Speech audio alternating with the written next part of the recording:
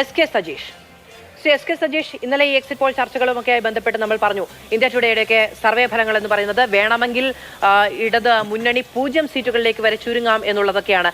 Exit പോളിലെ ഏറ്റവും വിശ്വസിക്കാൻ കഴിയാത്ത, അല്ലെങ്കിൽ നമുക്ക് വിചാരിക്കാൻ കഴിയാത്ത പല പ്രവചനങ്ങൾ ഉണ്ടായിട്ടുണ്ട് എന്നതും. പക്ഷേ BJPക്ക് 392 സീറ്റുകൾ വരെ ദേശീയ തലത്തിൽ പ്രവചിക്കുന്ന സർവേകൾ കേരളത്തിൽ 27% വോട്ട് വിഹിതം പ്രവചിക്കുന്നു, 3 സീറ്റുകൾ വരെ എന്നുള്ളത്. കേരള രാഷ്ട്രീയം അടിമുടി മാറുകയാണോ അഡ്വക്കേറ്റ് ബി ഗോപാലകൃഷ്ണൻ പറഞ്ഞ വഴിക്ക്?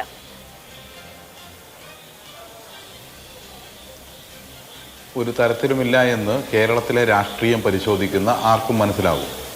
BJPക്ക് 27% വോട്ടിലേക്ക് എത്തണമെങ്കിൽ BJP കേരളത്തിൽ എത്ര മുന്നോട്ട് പോകേണ്ടി വരും എന്ന് പരിശോധിക്കുന്ന ആർക്കും മനസ്സിലാവുന്ന കാര്യമുള്ളൂ. അവരുടെ വോട്ടിംഗ് പെർസെൻറ്റേജ് കഴിഞ്ഞ കുറേ തെരഞ്ഞെടുപ്പുകളിലായി കുറഞ്ഞ് താഴോട്ട് പോയിക്കൊണ്ടിരിക്കുകയാണ് എന്ന് കാണാൻ വേണ്ടി കഴിയും. മാത്രവുമല്ല, ഇവിടെ അവർ ജയിക്കുന്ന മണ്ഡലം ഏത് എന്ന് അവർക്ക് പോലും പറയാൻ വേണ്ടി പറ്റില്ല.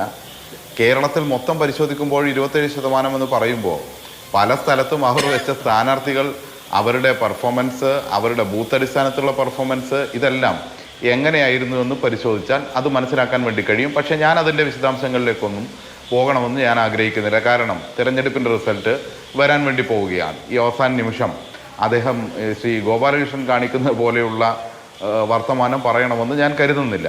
പക്ഷേ ഈ എക്സിറ്റ് പോൾ എന്ന് പറയുന്നത് എപ്പോഴും പല പല താല്പര്യങ്ങളുടെ കൂടി ഭാഗമായി വരുന്നതാണ് എന്ന് പരിശോധിച്ചാൽ അറിയാം. ഇന്ന് നമ്മുടെ രാജ്യത്തെ സംബന്ധിച്ചിടത്തോളം മോദിയുടെ ഒരു PR വർക്ക് തന്നെയാണ് ഈ എക്സിറ്റ് പോൾ അഭ്യാസത്തിൻ്റെ ഭാഗമായും കാണാൻ വേണ്ടി കഴിയുന്നത്.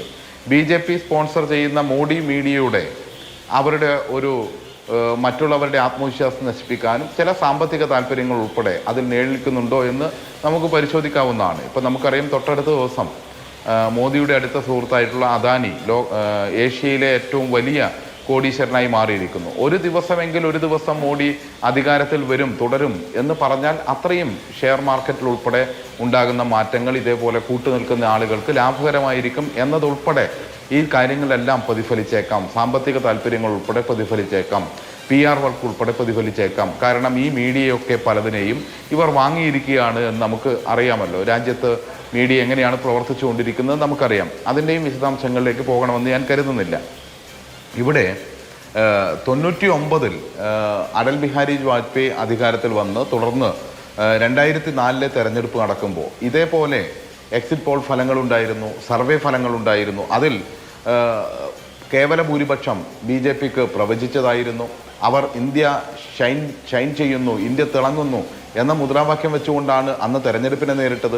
മാത്രവുമല്ല, കാർഗിൽ യുദ്ധം ഉൾപ്പെടെയുള്ള പശ്ചാത്തലം, അതിതീവ്രമായ ദേശീയത ഉൾപ്പെടെ ഉയർത്തിപ്പിടിച്ചുകൊണ്ട് തെരഞ്ഞെടുപ്പിൽ വിജയിക്കാനുള്ള പരിശ്രമം നടത്തി.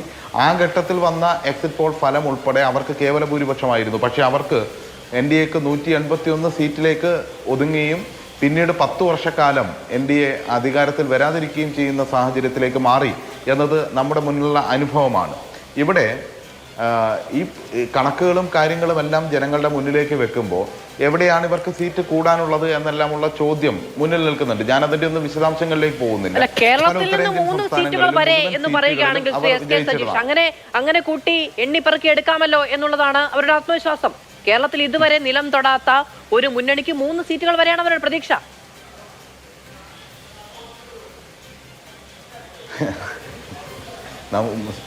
നമുക്ക് ഓർമ്മയുണ്ട്, ഞങ്ങൾക്ക് 35 സീറ്റ് കിട്ടുന്നു, അത് കിട്ടിക്കഴിഞ്ഞാൽ ഞങ്ങൾ അധികാരത്തിൽ വരും എന്നെല്ലാം പറഞ്ഞ ഒരു സാഹചര്യം കേരളത്തിലെ BJPയുടെ നേതാക്കന്മാർക്കുണ്ടായിരുന്നു.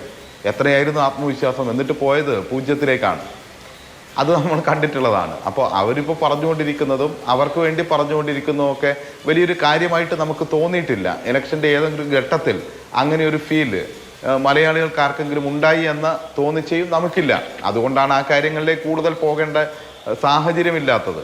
കാരണം മതനിരപേക്ഷത ഉയർത്തിപ്പിടിക്കണമെന്ന് ഇന്ത്യ ആകെ ആഗ്രഹിക്കുന്നതുകൊണ്ടാണല്ലോ ഈ BJPയുടെ തോൽവി ഇന്ത്യ ആഗ്രഹിക്കുന്നത്. ആ മതനിരപേക്ഷത ഇന്ത്യക്ക് മാതൃകയായി ഉയർത്തിപ്പിടിക്കുന്ന സംസ്ഥാനം എന്നുള്ള നിലയിൽ കേരളം അതിൽ നിന്ന് പുറകോട്ട് പോകുമെന്ന് കരുതേണ്ടതില്ല. പക്ഷേ ഇങ്ങനെ എക്സാജറേറ്റ് ചെയ്ത ഒരു കണക്ക് എക്സിറ്റ് പോളിൻ്റെ ഭാഗമായി അവതരിപ്പിക്കുമ്പോൾ അവർ 3 അല്ല 10 സീറ്റ് BJP കിട്ടും എന്ന് ചേർത്ത് വെക്കാഞ്ഞത് ഭാഗ്യം എന്ന് മാത്രമേ അതിൽ പറയാനുള്ളൂ. പിന്നെ ഇവരെവിടെയാണ് കൂടുതൽ സീറ്റ് നേടാനുള്ളത് എന്നുള്ളത് നമ്മുടെ മുന്നിൽ പ്രധാനപ്പെട്ട ഒരു കാര്യമാണല്ലോ. നമുക്ക് ഇപ്പോൾ നോക്കിയാൽ ഇപ്പോൾ മധ്യപ്രദേശ് പോലെയുള്ള സംസ്ഥാനങ്ങളിൽ 29ൽ 28 സീറ്റും അവർ നേടിയതാണ്. രാജസ്ഥാനിൽ അവർ പൂർണ്ണമായും സീറ്റ് നേടിയതാണ്. ഗുജറാത്തിൽ പൂർണ്ണമായും സീറ്റ് നേടിയതാണ്.